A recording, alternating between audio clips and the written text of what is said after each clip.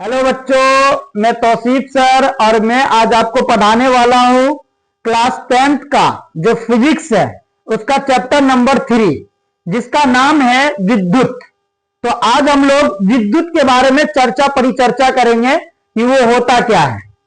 सबसे पहली बात, विद्युत जो है उसको इंग्लिश में बोला जाता है इलेक्ट्रिसिटी, यानी यहां पे हम लोग इलेक्ट्रिक के बारे में जानेंगे कि इलेक्ट्रिक क्या होता है। देखिए, इलेक्ट्रिक की जो शुरुआत होती है उसका सबसे पहला टर्म है आवेश। क्या है? सबसे पहला टर्म जो है वो सबसे पहला टर्म है आवेश। कि आवेश होता क्या है? जैसे देखिए, बचपन में हम लोग या अभी भी आप कर सकते हैं, जैसे अगर हम सूखी कंघी को ले लें और उस कंघी को अगर हम बाल में क्या कर दें, बाल में उसको हम लोग रगड़ दें और कागज के छोटे छोटे टुकड़ों को ले लें, तो कंघी को अगर हम लोग सूखे बाल में अगर रगड़ देते हैं तो वो कंघी जो होती है वो आवेशित हो जाती है और वो कागज के छोटे छोटे टुकड़ों को अपनी ओर क्या कर लेती है, आकर्षित कर लेती है। कंघी ये आपका हो गया, मान लीजिए कंघी, ठीक है, ये क्या हो गया, कंघी हो गया। और ये कंघी जो है, अगर इस कंघी को अगर हम लोग किससे रगड़ दे, बाल से, ये हमारा क्या हो गया, कंघी हो गया, कंघी हो गया। और इस कंघी को अगर हम लोग बाल से क्या करें, बाल से रगड़ दे, तो ये जो कंघी होता है, ये कंघी जो होता है वो आवेशित हो जाता है, यानी उस कंघी में क्या उत्पन्न हो जाता है, आवेश उत्पन्न हो जाता है। उस कंघी के अंदर क्या उत्पन्न हो जाता है, आवेश उत्पन्न हो जाता है। अगर उस कंघी को हम कागज के छोटे छोटे टुकड़े के पास ले जाए, उस कंघी को कागज के छोटे छोटे टुकड़े के पास ले जाए, ये कागज का छोटा छोटा टुकड़ा है, अगर इस कागज के छोटे छोटे टुकड़े के पास ले जाए तो वो जो कंघी होता है, यानी ये जो कागज होता है, ये कागज कंघी में क्या हो जाता है, चिपक जाता है कि नहीं। एक दूसरा एग्जांपल आप ये भी देख सकते हैं, अगर कोई कांच का जो स्टिक होता है वो किसका है, ये कांच का है, ये कांच का कोई छड़ है, कांच का छड़, कांच का ये छड़ है, और इस कांच के छड़ को अगर हम लोग क्या करते हैं, रेशम के कपड़े से, किसके कपड़े से, रेशम के कपड़े से, रेशम के कपड़े से रगड़ देते हैं, कपड़े से क्या करते हैं, रगड़ देते हैं। और फिर छोटे छोटे टुकड़ों के पास, कागज के छोटे छोटे टुकड़ों के पास लाते हैं, तो कागज का जो छोटा छोटा टुकड़ा होता है, ये किसका टुकड़ा है, कागज का छोटा छोटा टुकड़ा है। ये क्या है, कागज का छोटा छोटा टुकड़ा है, यानी ये कागज का टुकड़ा है। और इस कागज के टुकड़ा के पास अगर हम लोग लाते हैं इसको, तो ये जो कागज का टुकड़ा होता है ये किधर आकर्षित हो जाता है, ये जो आकर्षित हो जाता है ये कांच के छड़ की ओर आकर्षित हो जाता है। यानी हमने क्या देखा कि यहां पर जो आवेश उत्पन्न हो रहा है, आवेश उत्पन्न हो रहा है, तो इस आवेश के कारण होता क्या है कि ये किसी दूसरे वस्तु को, जैसे एक वस्तु हो गया आपका कंघी और दूसरा वस्तु हो गया आपका कागज का टुकड़ा, कागज का टुकड़ा हो गया, कागज का टुकड़ा। तो जब हम लोग कंघी को बाल से रगड़ देते हैं तो उस कंघी पर क्या उत्पन्न हो जाता है, आवेश। और उस कंघी पर जब आवेश उत्पन्न हो जाता है तो ये कागज के छोटे छोटे टुकड़े को अपनी ओर क्या कर लेती है, आकर्षित कर लेती है। क्या कर लेती है, आकर्षित कर लेती है कि नहीं। तो यहां पर क्या उत्पन्न हो गया, आवेश, यानी आवेश के कारण ही ऐसा हुआ है। यानी यहां पर सबसे पहला टर्म स्टार्ट होता है किसका, आवेश का। ये आवेश होता क्या है, तो देखिए आवेश में हमने क्या देखा, यहां पर आवेश उत्पन्न होने के कारण, आवेश उत्पन्न होने के कारण ये जो कंघी था ये कागज के छोटे छोटे टुकड़े को अपनी ओर आकर्षित कर लिया। यानी आवेश जो होता है, आवेश को इंग्लिश में बोला जाता है चार्ज। आवेश को इंग्लिश में क्या बोला जाता है, आवेश को इंग्लिश में बोला जाता है चार्ज। आवेश को इंग्लिश में बोला जाता है चार्ज।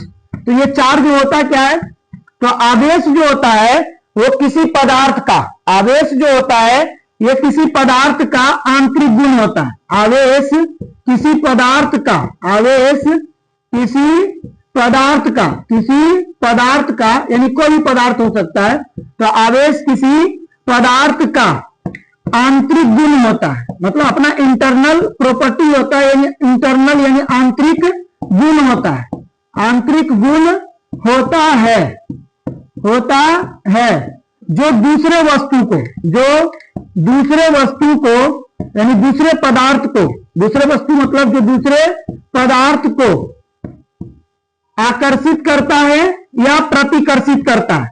आकर्षित का मतलब हुआ कि अपनी ओर खींच लेता है या तो अपने से दूर कर देता। आकर्षित करता है या प्रतिकर्षित करता है। आकर्षित करता है या प्रतिकर्षित करता है। आकर्षित करता है या प्रतिकर्षित करता है। तो ये आपका हो गया आवेश। क्या हो गया? आवेश हो गया।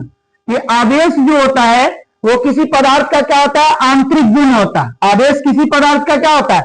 आंतरिक गुण होता है, जो दूसरे वस्तु को या तो आकर्षित करता है या प्रतिकर्षित करता है। जैसे हम लोगों ने यहां पर देखा था कि ये जो कंघी है, ये कंघी कागज के छोटे छोटे टुकड़ों को क्या किया? अपनी ओर आकर्षित कर लिया। कैसे?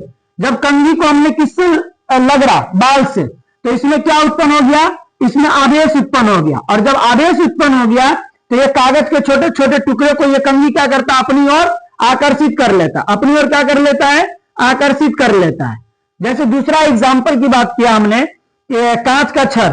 तो जब कांच के छड़ को हम रेशम के कपड़े से रगड़ देते हैं तो ये जो कांच का छड़ होता है ये क्या हो जाता है? आवेशित हो जाता है। यानी इसमें क्या उत्पन्न हो जाता है? आवेश उत्पन्न हो जाता है। और जब आवेश उत्पन्न हो जाता है तो यहां पर भी हमने कांच का छोटा छोटा टुकड़ा लिया और वो कांच के छोटे छोटे टुकड़े को अपनी ओर क्या कर लेता है? आकर्षित कर लेता है। तो हमने यहाँ पे आवेश को देख लिया। देखिए, आवेश के बारे में सबसे पहले बताया था बेंजामिन फ्रैंकलिन ने। किसने बताया? बेंजामिन फ्रैंकलिन ने। यानी आवेश का खोज किसने किया? तो आवेश का जो खोजकर्ता है, यानी आवेश को जो खोजने वाला है, आवेश का खोज जो है वो किसने किया? आवेश का खोज जो है ये बेंजामिन फ्रैंकलिन ने किया। आवेश का खोज किसने किया? आवेश का खोज बेंजामिन फ्रैंकलिन ने किया। आवेश का खोज किसने किया? बेंजामिन फ्रैंकलिन ने किया, है कि नहीं? और यहीं से, यानी कहां से? आवेश से। आवेश से ही क्या होता है? विद्युत का स्टार्ट होता है कि नहीं? तो इसीलिए विद्युत का स्टार्ट कहां से हुआ? आवेश से। और आवेश का खोज किसने किया? बेंजामिन फ्रैंकलिन ने। इसीलिए विद्युत का जनक, इसका जनक, विद्युत का जो जनक है, विद्युत का जो जनक है वो बेंजामिन फ्रैंकलिन को कहा जाता है। विद्युत का जनक किसको कहा जाता है? बेंजामिन फ्रैंकलिन को। विद्युत का जनक किसको कहा जाता है? विद्युत का जनक बेंजामिन फ्रैंकलिन को कहा जाता है। विद्युत का जनक किसको कहा जाता है? बेंजामिन फ्रैंकलिन को। और आवेश का खोज किसने किया? बेंजामिन फ्रैंकलिन ने किया। आवेश का खोज किसने किया? बेंजामिन फ्रैंकलिन ने किया। अब जैसे हम लोग ऊर्जा के संरक्षण का सिद्धांत जानते हैं कि देखिए, ऊर्जा को ना तो पैदा किया जा सकता है और ना ही उसका विनाश किया जा सकता है। यानी ना तो हम उसको पैदा कर सकते हैं, यानी उत्पन्न कर सकते हैं, और ना ही उसको हम लोग क्या कर सकते हैं? उस मतलब ऊर्जा को क्या कर सकते हैं? बर्बाद कर सकते हैं। उसी तरीका से यहां पर आवेश के संरक्षण का सिद्धांत क्या बोलता है कि आवेश को ना तो हम पैदा कर सकते हैं और ना ही उसको बर्बाद कर सकते हैं, बल्कि आवेश को एक पदार्थ से दूसरे पदार्थ में हम लोग ट्रांसफर कर सकते हैं। तो ये होता है आवेश के संरक्षण का सिद्धांत। आवेश के संरक्षण का सिद्धांत क्या बोलता है कि आवेश को, आवेश को ना तो पैदा किया जा सकता है, आवेश को ना तो पैदा किया जा सकता है, ना तो पैदा किया जा सकता है, पैदा किया जा सकता है, किया जा सकता है, और ना ही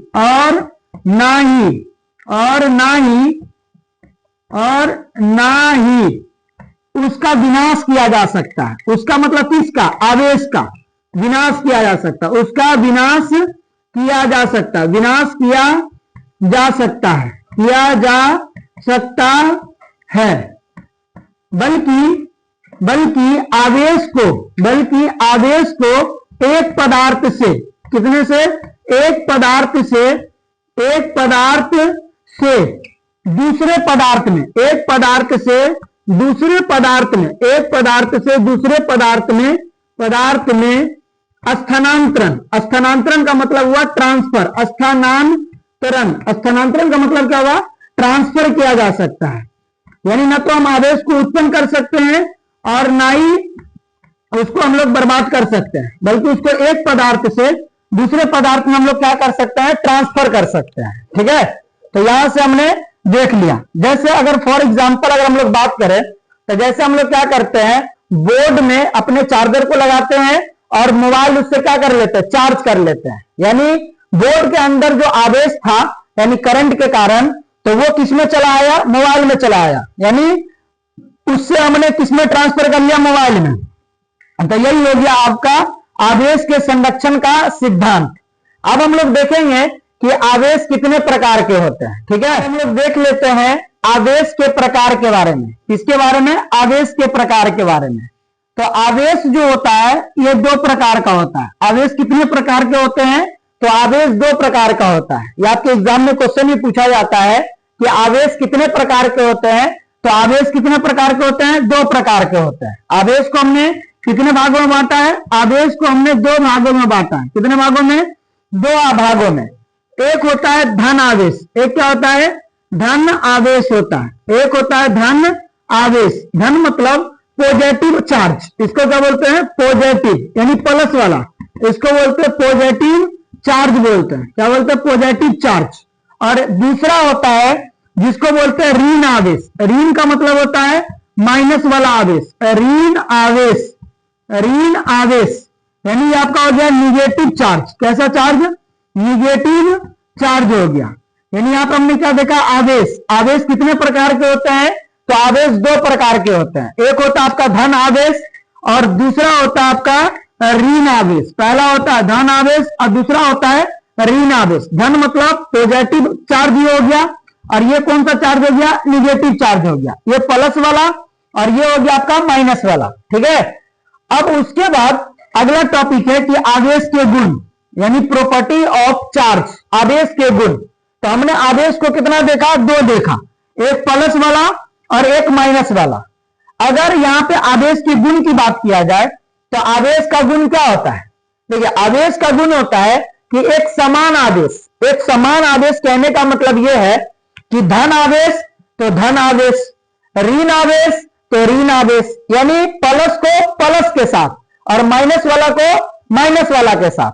तो एक समान आवेश जो होते हैं वो एक दूसरे को प्रतिकर्षित करते हैं। प्रतिकर्षित कहने का मतलब यह है कि एक दूसरे को दूर भगाता है, एक दूसरे को क्या भगाता है, दूर भगाता है। जैसे हम लोग चुंबक के बारे में अगर पढ़े हुए हैं होंगे 8वीं 9वीं क्लास में, तो चुंबक के बारे में हम लोग क्या जानते हैं कि चुंबक का जो एक समान पोल होता है वो एक दूसरे को अपने आप से क्या करता है, दूर करता है कि नहीं। जैसे आप दो चुंबक को ले लीजिएगा और उसके एक समान पोल को अगर एक साइड कर दीजिएगा तो जैसे जैसे आप चुंबक के नजदीक रहेगा अगला चुंबक क्या होगा, भागता चला जाएगा। ठीक है, तो यहां पर क्या होता है, एक समान आवेश, एक समान आवेश यानी जैसे प्लस वाला को अगर हम लोग किसके साथ ले लें, प्लस वाला के साथ ले लें, तो यहां पर कौन सा बल लगता है, प्रतिकर्षण का। प्रतिकर्षण का मतलब होता है रिपल्सन फोर्स लगता है। प्रतिकर्षण का मतलब कौन सा फोर्स, रिपल्सन फोर्स। यानी अगर प्लस और प्लस के बीच बोला जाए कौन सा बल लगता है, तो प्रतिकर्षण का बल लगता है। अगर माइनस और माइनस यानी दो आवेश है, ये माइनस और ये भी माइनस, तो दोनों का ऐसा आवेश है, समान आवेश है, तो इसके बीच कौन सा बल लगता है, प्रतिकर्षण का बल लगता है। कौन सा बल लगता है, प्रतिकर्षण का बल लगता है, प्रतिकर्षण का बल लगता है, यानी प्रतिकर्षण बल लगता है कि नहीं। लेकिन अगर दो असमान आवेश हो, असमान का मतलब है कि दोनों समान ना हो, एक जैसा ना हो, एगो प्लस हो तो दूसरा कैसा हो, माइनस हो, या पहला माइनस हो तो दूसरा कैसा हो, प्लस हो, है कि नहीं। यानी एक प्लस हो, पहला क्या हो, प्लस हो और दूसरा क्या हो, माइनस हो, पहला प्लस हो और दूसरा आवेश माइनस हो, तो इसके बीच आकर्षण बल लगता है। कैसा बल लगता है, आकर्षण बल, यानी वो दोनों एक दूसरे के कहां आना चाहेगा, नजदीक आना चाहेगा। जैसे अगर हम लोग एग्जाम्पल की बात करें तो यहां पे हम लोग जानते हैं जेंडर, क्या होता है, जेंडर होता है कि नहीं, जेंडर। तो जेंडर कितने होते हैं, दो होते हैं, एक होता है या तो मेल और एक होता है आपका फीमेल, एक होता है मेल और एक होता है आपका फीमेल, दो जेंडर है कि नहीं। तो देखिएगा समान जेंडर जो होता है, जैसे अगर हम लोग मेल की बात करें यानी लड़का की बात करें, तो जो लड़का होता है लड़का होता है, तो आपस में क्या होता है, आपस में टकरार होता है, आपस में नफरत होता है कि नहीं। तो उसके कारण वो दोनों एक दूसरे से कहां होना चाहते हैं, दूर होना चाहते हैं।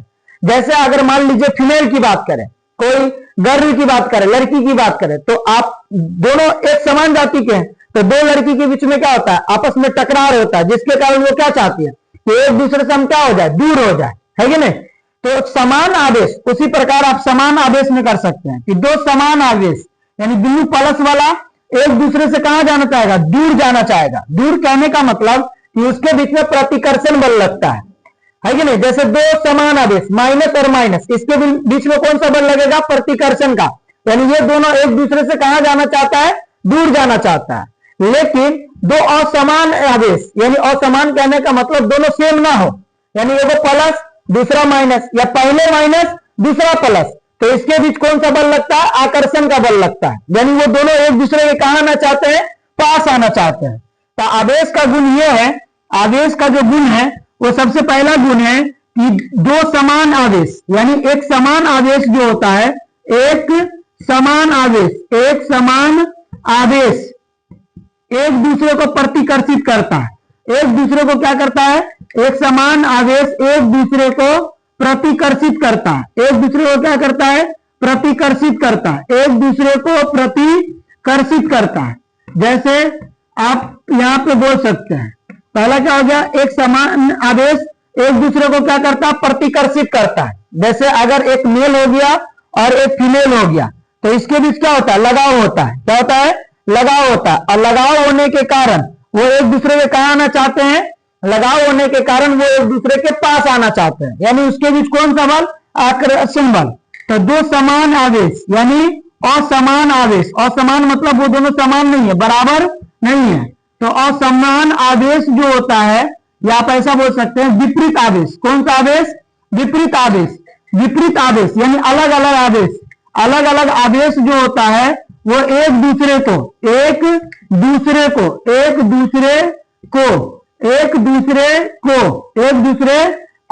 क्या करता है, आकर्षित करता है। एक दूसरे को क्या करता है, आकर्षित करता है। एक दूसरे को आकर्षित करता है, एक दूसरे को क्या करता है, आकर्षित करता है।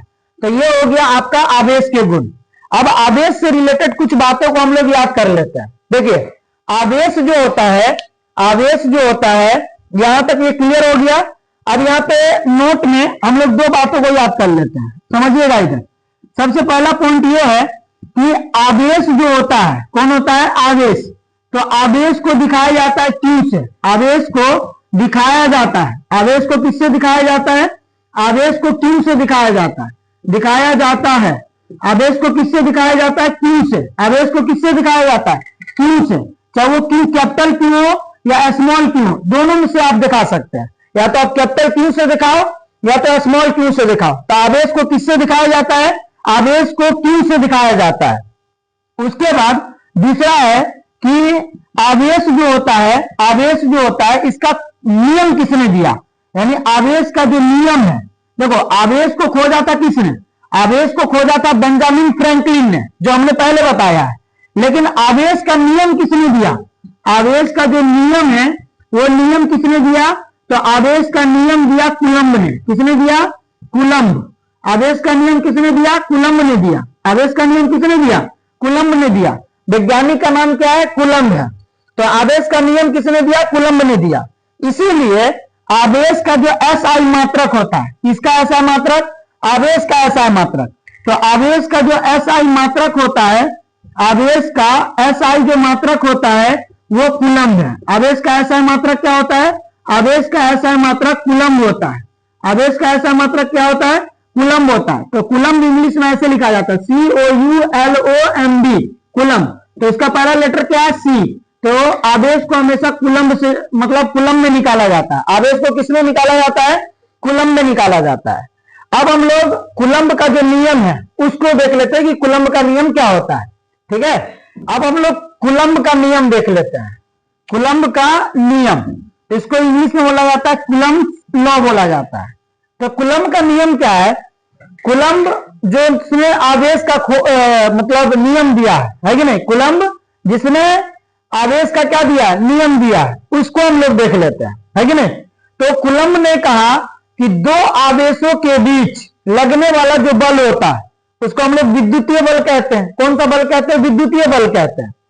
तो उन्होंने बताया कि वो जो विद्युतीय बल होता है, यानी विद्युतीय बल यानी इलेक्ट्रिक फोर्स जो होता है, वो फोर्स जो होता है वो दोनों आवेशों के गुणनफल के समानुपाती होता है। यानी दो जो आवेश रहेगा उसको हम लोग गुना कर देंगे, उसके वो समानुपाती हो जाते हैं, और उनके बीच की दूरी के वर्ग का व्युत्क्रमानुपाती होता है। यानी वो दोनों आवेश जितना एक दूसरे से दूर रहेगा, उसके बीच की दूरी के वर्ग का व्युत्क्रमानुपाती होता है। तो चलिए हम लोग देख लेते हैं।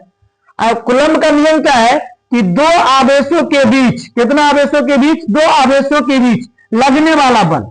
तो सबसे पहले हम लोग दो आवेश बना लेते हैं। कितना आवेश, दो आवेश। मान लीजिए ये आपका दो आवेश है, एक आवेश ये है और दूसरा आवेश जो है ये आपका दूसरा आवेश है। दो आवेश है, एक आवेश ये और दूसरा आवेश वो। ये आवेश और ये आवेश, अभी हम लोगों ने देखा था कि आवेश को किससे दिखाया जाता है, क्यू से। आप या तो कैपिटल क्यू दिखाओ या तो स्मॉल क्यू दिखाओ, यानी आवेश को दिखाया किससे जाता है, क्यू से। तो यहां पे हम लोग आवेश को क्यू से दिखाएंगे सबसे पहली बात। लेकिन जब एक से ज्यादा आवेश हो जाता है तो एक का नाम दे देते हैं मतलब Q1 और दूसरा का नाम दे देते हैं Q2। तो इस आवेश को हम लोग दिखा देते हैं Q1 और इस आवेश को दिखा देते हैं हम लोग Q2। ठीक है। अब इनकी जो बीच की दूरी है, इनकी जो बीच की दूरी है, इस बीच की दूरी को, ये जो इनके बीच की दूरी है, इनके बीच की दूरी को हम लोग दिखा देते हैं किससे, R से दिखा देते हैं। इनके बीच की दूरी को हम लोग किससे दिखा देते हैं, इनके बीच की दूरी को, यानी जो Q1 आवेश है और जो Q2 आवेश है, इनके बीच की दूरी को हम लोग R से दिखा देते हैं। किससे दिखा देते हैं, R से दिखा देते हैं, है कि नहीं। यानी इनके बीच में कितना दूरी है, R। तो समझिएगा, उन्होंने कहा कि दो आवेशों के बीच लगने वाला बल, बल यानी फोर्स, और फोर्स जो होता है उसका पहला लेटर क्या होता है, F होता है, यानी हो गया F। ठीक है। दोनों आवेशों के मतलब क्या हुआ, आवेश दो आवेश Q1 और Q2, इनका गुणनफल, गुणनफल मतलब इन दोनों का गुना कर दीजिए। तो इन दोनों का गुना कर देंगे तो हो जाएगा Q1 इंटू में Q2। ठीक है। उसके क्या होते हैं, समानुपाती होते हैं। ये होता है आपके समानुपाती का साइन। ठीक है। इसको समीकरण हम लोग पहला मान लेते हैं। उसके बाद अब यहां पर समानुपाती क्या होता है हम लोग देखेंगे।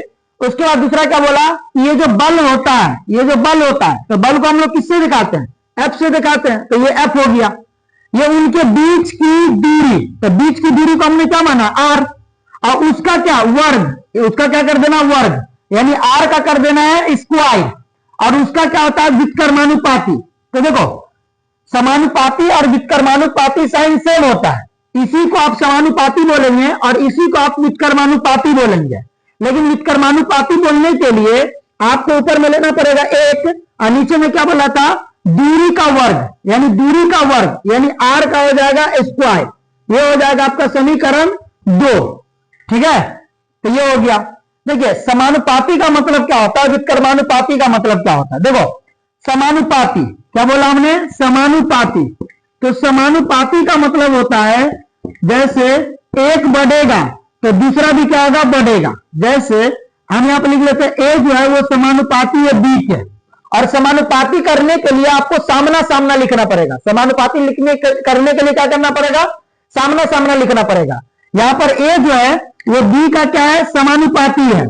इसमें इसका यह मतलब होता है कि अगर बी बढ़ेगा, बी क्या होगा, बी बढ़ेगा तो ए भी बढ़ेगा, और अगर बी घटेगा तो ए भी आपका क्या होगा, घटेगा। ये हो गया समानुपाती, कि दो आवेश है, अगर एक आवेश का मान बढ़ेगा तो दूसरा आवेश का भी मान बढ़ेगा। दो आवेश है, अगर एक आवेश का मान घटेगा तो दूसरा आवेश का भी मान घटेगा। मतलब यहां पर इसका मतलब ये होगा समानुपाती का।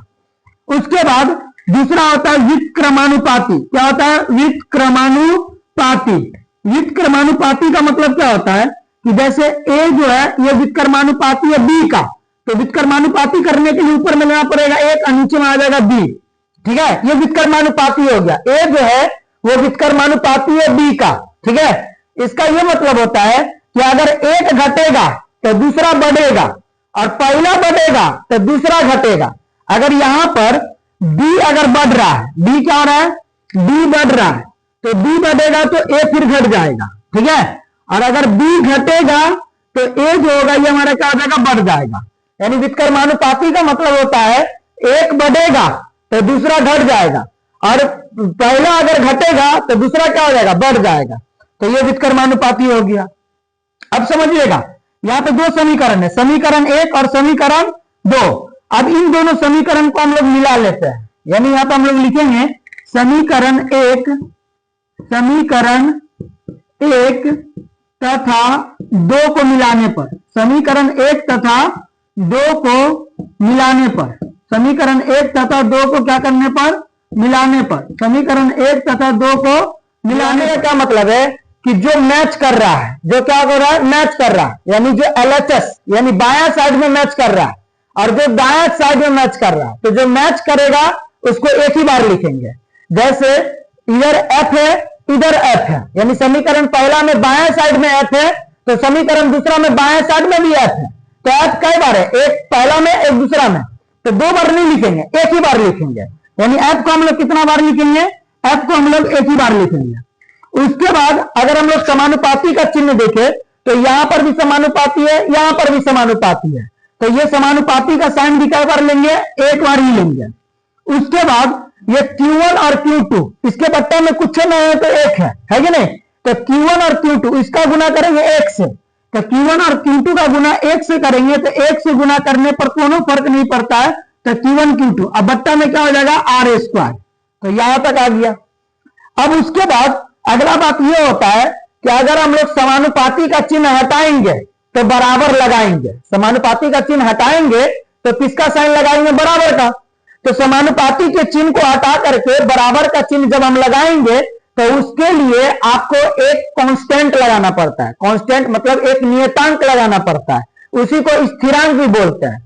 तो जो आपका कुलम्ब नाम का जो वैज्ञानिक है उन्होंने यहां पर जो आपका नियतांक लिया उसका नाम है के, क्या लिया, के, तो ये आपका F, तो F समानुपाती का चिन्ह हटा के बराबर दे देंगे और एक नियतांक लिया जिसका नाम हो गया के, आएगी नहीं, और यहां पे क्या हो गया Q1 इंटू में Q2 और बट्टा में हो गया R², यही हो गया दो आवेशों के बीच लगने वाला बल जिसका नाम है F, तो F बराबर के इंटू Q1 गुने Q2 बट्टा में R², जहां पर इस के का जो नाम होता है, के का जो नाम होता है, ये के जो है ये आपका एक नियतांक है, क्या है, नियतांक है, जिसको स्थिर वैद्युत नियतांक बोला जाता है, क्या बोला जाता है, स्थिर वैद्युत नियतांक बोला जाता है, जिसे स्थिर वैद्युत नियतांक बोला जाता है, स्थिर वैद्युत क्या बोला जाता है, नियतांक बोला जाता है, ठीक है। और अगली क्लास में मतलब आप 12वीं में पढ़िएगा कि के का मान जो होता है, किसका मान, के का जो मान होता है ये 9 गुने 10 का पावर 9 न्यूटन मीटर स्क्वायर पर कुलम्ब का स्क्वायर, किसका स्क्वायर, न्यूटन मीटर स्क्वायर पर कुलम्ब का स्क्वायर, किसका मान होता है, के का मान होता है, के का मान कितना होता है, 9 गुने 10 का पावर 9 न्यूटन मीटर स्क्वायर पर कुलम्ब का स्क्वायर, तो ये आपका हो गया। और ये जो आपका न्यूटन मीटर स्क्वायर पर कुलम्ब का स्क्वायर है, ये जो आपका स्थिर वैद्युत नियतांक है, इस स्थिर वैद्युत नियतांक का क्या है, SI मात्रक है, यानी अगर आपको पूछा जाए स्थिर वैद्युत नियतांक का SI मात्रक क्या होता है, तो न्यूटन मीटर स्क्वायर पर कुलम्ब का स्क्वायर होता है, न्यूटन मीटर स्क्वायर पर कुलम्ब का स्क्वायर होता है। अब हम लोग यहाँ पर कुछ महत्वपूर्ण बातों को याद कर लेते हैं, ठीक है। पहला बात यह है कि आवेश उत्पत्ति का, आवेश उत्पत्ति का यानी आवेश जो उत्पन्न होता है उसका मुख्य कारण क्या होता है, आवेश उत्पत्ति का मुख्य कारण जो होता है वो क्या होता है, मुख्य कारण जो होता है ये होता है इलेक्ट्रॉनों का स्थानांतरण, क्या होता है, आवेश उत्पत्ति का जो मुख्य कारण होता है ये होता है इलेक्ट्रॉनों का स्थानांतरण, इलेक्ट्रॉनों का स्थानांतरण, इलेक्ट्रॉनों का क्या होता है, स्थानांतरण होता है, इलेक्ट्रॉनों का क्या होता है, स्थानांतरण, यह आवेश उत्पत्ति का मुख्य कारण होता है। यानी किसी भी पदार्थ में जो आवेश उत्पन्न होते हैं वो किसके कारण होते हैं, तो जब उसमें से इलेक्ट्रॉन एक जगह से क्या होता है दूसरी जगह ट्रांसफर होता है, चाहे एक पदार्थ से दूसरे पदार्थ में ट्रांसफर हो या एक जगह से दूसरी जगह ट्रांसफर हो, समझिएगा इधर। उसके बाद दूसरा पॉइंट यह है कि एक इलेक्ट्रॉन पर, कितना इलेक्ट्रॉन पर, एक इलेक्ट्रॉन पर, एक इलेक्ट्रॉन पर, एक इलेक्ट्रॉन पर कितना कूलम आवेश पाया जाता है। तो देखिए यहां पे चर्चा किसका, इलेक्ट्रॉन का। तो हम लोग क्लास 9 पे पढ़े हैं कि पदार्थ के जो मौलिक कण होता है, पदार्थ के जो मौलिक कण होता है, वो पदार्थ के मौलिक कण कितने होते हैं, तो पदार्थ के मौलिक कण जो होते हैं वो 3 होते हैं। एक होता है आपका इलेक्ट्रॉन, एक होता है आपका प्रोटॉन और एक होता है न्यूट्रॉन। एक क्या होता है? इलेक्ट्रॉन होता है। एक क्या होता है? इलेक्ट्रॉन, इलेक्ट्रॉन होता है। दूसरा होता है प्रोटॉन, दूसरा क्या होता है? प्रोटॉन होता है। और तीसरा होता है जिसका नाम है न्यूट्रॉन। तीसरा क्या होता है? जिसका नाम है न्यूट्रॉन। ठीक है, तो देखिए इलेक्ट्रॉन जो होता है इस पर मतलब निगेटिव यानी ऋण आवेश पाया जाता है। प्रोटॉन जो होता है इस पर धन आवेश पाया जाता है, धन आवेश यानी प्लस वाला। और न्यूट्रॉन जो होता है इस पर कोई आवेश नहीं पाया जाता है, यानी ये क्या होता है? उदासीन होता है, इस पर आवेश भी पाया ही नहीं जाता है। तो यहां पर हम लोग पढ़ेंगे कि एक इलेक्ट्रॉन पर कितना आवेश पाया जाता है। तो एक इलेक्ट्रॉन पर, अब जैसे इलेक्ट्रॉन है तो इलेक्ट्रॉन पर कौन सा आवेश पाया जाता है? निगेटिव, तो यहां पर माइनस रहेगा। उसके बाद इस पर जो आवेश पाया जाता है वो 1.6 गुने 10 का पावर -19 कूलम। कितना हो गया? -1.6 गुने 10 का पावर -19 कूलम। ठीक है, उसके बाद अगर हम लोग प्रोटॉन की बात करें, किसकी बात करें? प्रोटॉन का। तो एक प्रोटॉन पर जो आवेश पाया जाता है, तो देखो प्रोटॉन पर कौन आवेश पाया जाता है? धन आवेश यानी प्लस वाला। कितना पाया जाता है? 1.6 गुने 10 का पावर -19 कूलम। देखो यहां पर आवेश का जो परिमाण है यानी जो वैल्यू है वो वैल्यू सेम है, लेकिन आवेश इलेक्ट्रॉन पर ऋण आवेश पाया जाता है तो उसके पीछे माइनस लगा दिया जाता है। और प्रोटॉन जो होता है उस पर धन आवेश पाया जाता है तो उस पर क्या लगा दिया जाता है? प्लस लगा दिया जाता है।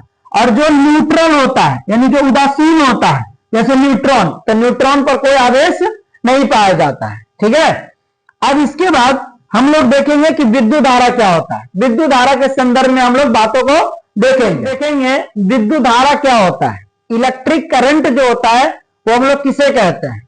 तो यहां पे देखिए विद्युत धारा यानी इसको इंग्लिश में इलेक्ट्रिक करंट बोलते हैं। जैसे देखिए अगर हम कोई चालक, चालक का मतलब होता है तार, चालक का मतलब क्या होता है? तार होता है। ठीक है, यहाँ पे वो वाला चालक नहीं है जो ड्राइवर होता है, यहां पर चालक का मतलब हो गया तार। चालक का मतलब क्या हो गया? तार हो गया। तो अगर किसी तार से हम लोग विद्युत आवेश को प्रवाहित करते हैं, विद्युत आवेश को क्या करते हैं? प्रवाहित करते हैं, यानी चार्ज जो होता है उस चार्ज को हम लोग प्रवाहित करते हैं, तो उसमें कुछ ना कुछ क्या लगता है? समय लगता है। मतलब आवेश को प्रवाह होने में कुछ ना कुछ टाइम लगता है, समय लगता है। तो उसी के दर को यानी आवेश प्रवाह की दर को हम लोग क्या बोलते हैं? विद्युत धारा कहते हैं। यानी कहने का मतलब यह है कि आवेश प्रवाह की दर को क्या बोला जाता है? विद्युत धारा बोला जाता है। यहां पर हम लोग लिख सकते हैं कि किसी चालक में, चालक का मतलब क्या हो गया? तार हो गया। किसी चालक में, चालक का मतलब तार, किसी चालक में आवेश प्रवाह की दर को, आवेश प्रवाह की दर को, दर मतलब क्या होता है? किधर का मतलब होता है बट्टा में समय। आवेश प्रवाह की दर को, आवेश प्रवाह की दर को क्या बोलते हैं? विद्युत धारा कहते हैं। विद्युत धारा कहते हैं, विद्युत धारा कहते हैं। किसी चालक में आवेश प्रवाह की दर को क्या बोलते हैं? विद्युत धारा कहते हैं। यानी कोई तार है, उस तार में जो आवेश प्रवाह हो रहा है तो वो कुछ ना कुछ समय तक आवेश प्रवाह होगा, उसी को हम लोग क्या बोलेंगे? उसी को हम लोग विद्युत धारा कहते हैं। यानी इसके कहने का क्या मतलब है? इसको हम लोग अर्थात कर सकते हैं।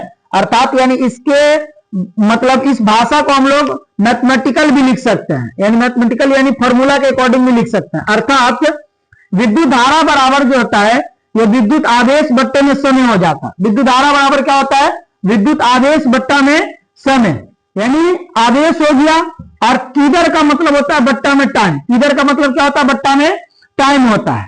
तो विद्युत धारा बराबर क्या होता है? विद्युत आवेश बट्टा में समय हो जाता है। विद्युत धारा को आई से दिखाया जाता है। विद्युत धारा को किससे दिखाया जाता है? विद्युत धारा को आई से दिखाया जाता है। और इससे पहले हम लोगों ने देखा कि विद्युत आवेश को किससे दिखाया जाता है? तो विद्युत आवेश को क्यू से दिखाया जाता है। और बट्टा में हो गया आपका समय, और समय को इंग्लिश में टाइम बोला जाता है। और टाइम का पहला लेटर टी होता है। क्या होता है? टी होता है। तो आई बराबर क्या हो गया? आई बराबर हो गया आपका क्यू बट्टे में टी। तो ये आपका फॉर्मूला हो गया, आई बराबर क्यू बट्टे में टी हो गया। अगर हम लोग मात्रक की बात कर लें, किसकी बात कर लें? मात्रक की बात कर लें, तो देखिए इसके मात्रक यानी अगर सिंपल अगर मात्रक की बात किया जाए, मात्रक यानी यूनिट की बात किया जाए, तो इसका जो मात्रक होता है, देखो हम लोगों ने क्लास 9th में क्या पढ़ा था, व्युत्पन्न मात्रक को।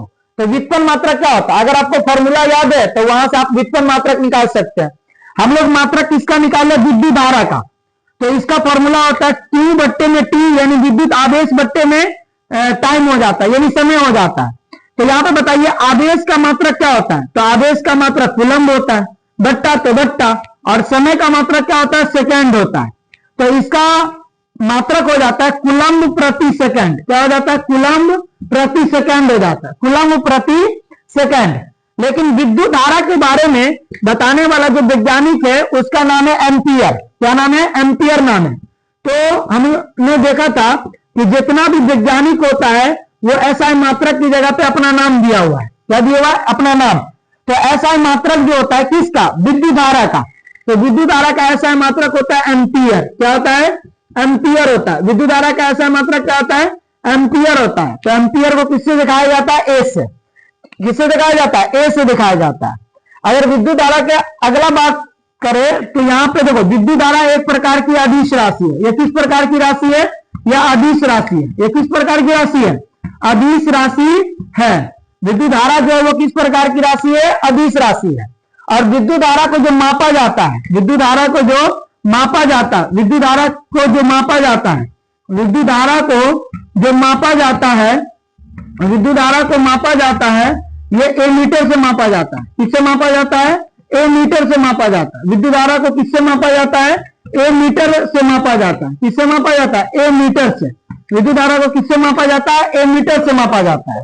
तो विद्युत धारा से संबंधित ये महत्वपूर्ण बातें थी कि विद्युत धारा का अगर सिंपल मात्रक बोले फॉर्मूला के अकॉर्डिंग तो कूलम्ब प्रति सेकेंड हो जाता है। और एसआई मात्रक की अगर बात करें तो इसका एसआई मात्रक होता है एम्पियर। क्या होता है, विद्युत धारा का एसआई मात्रक एम्पियर हो जाता है। और विद्युत धारा किस प्रकार की राशि होती है, तो ये एक अदिश राशि होती है।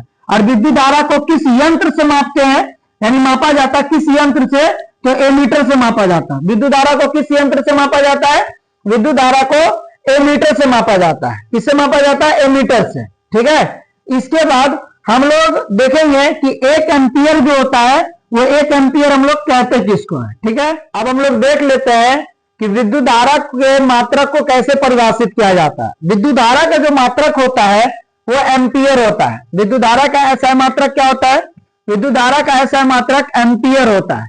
तो एक एम्पियर जो होता है उसकी परिभाषा दे, इस तरीका से क्वेश्चन पूछा जाएगा। या आप ऐसे बोलेगा कि एक एम्पियर किसे कहते हैं, या एक एम्पियर की परिभाषा दे। तो देखिए हम लोग विद्युत धारा का फॉर्मूला क्या जानते हैं, हम लोग सूत्र क्या जानते हैं कि विद्युत धारा बराबर विद्युत आवेश बट्टा समय होता है कि नहीं। अगर समय में हम लोग समय ले ले 1 सेकंड, समय कितना ले ले, समय ले ले 1 सेकंड, समय कितना ले ले 1 सेकंड ले ले, है कि नहीं। और आवेश ले ले 1 कूलम्ब, कितना ले ले 1 कूलम्ब, 1 कूलम्ब। तो 1 सेकंड में अगर 1 कूलम्ब आवेश प्रवाहित किया जाता है तो उस चालक से प्रवाहित विद्युत धारा का जो मान होता है वही 1 एम्पियर कहलाता है। यानी इसका परिभाषा हम लोग किस तरीका से लिख सकते हैं, इसका परिभाषा हम लोग लिख सकते हैं कि अगर कोई चालक है, अगर कोई चालक है, अगर उस चालक से 1 सेकंड में अगर 1 कूलम्ब आवेश, कितना कूलम्ब आवेश, 1 कूलम्ब आवेश अगर प्रवाहित किया जाता है तो उस चालक से प्रवाहित विद्युत धारा का जो मान होता है वही 1 एम्पियर कहलाता है। अगर 1 सेकंड में 2 कूलम्ब आवेश, कितना कूलम्ब आवेश, 2 कूलम्ब आवेश अगर प्रवाहित होगा तो उसको 2 एम्पियर बोलेंगे। अगर 1 सेकंड में 3 कूलम्ब आवेश प्रवाहित होगा तो उसको 3 एम्पियर बोलेंगे, है कि नहीं। तो अगर 1 एम्पियर का परिभाषा लिखना हो तो इस तरीका से लिखिएगा कि अतः यदि किसी चालक से 1 सेकंड में 1 कूलम्ब आवेश प्रवाहित किया जाता है, यानी बहता है, तो उस चालक से प्रवाहित विद्युत धारा का जो मान होता है वही आपका क्या कहलाता है, 1 एम्पियर कहलाता है। ठीक है। तो यहां तक हम लोगों ने विद्युत धारा के मात्रक को परिभाषित किया। अब हम लोग नेक्स्ट वीडियो में इससे आगे के बातों को देखेंगे। ठीक है। Thank you.